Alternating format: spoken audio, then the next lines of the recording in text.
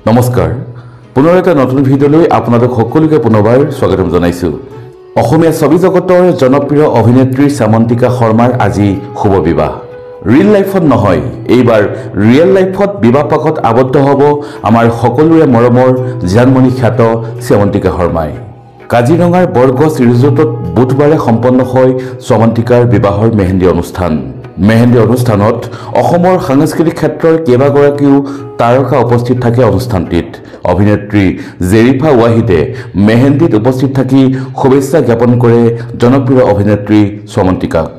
প্ৰয়াত চিনেমা পৰিচালক মুনিন বৰাৰ পুত্ৰ মানস বৰাৰ সৈতে বিবাহ পাশত আবদ্ধ হ'ব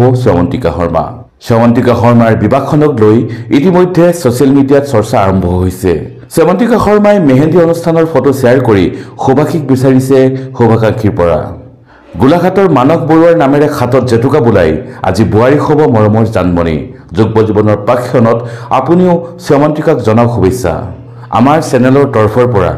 জনপ্ৰিয় অভিনেত্ৰী জানমণি খ্যাত শ্যামন্তিকা শৰ্মালৈ যুগ্ম জীৱনৰ বহুত শুভেচ্ছাৰ লগতে অভিনন্দন জ্ঞাপন কৰিছোঁ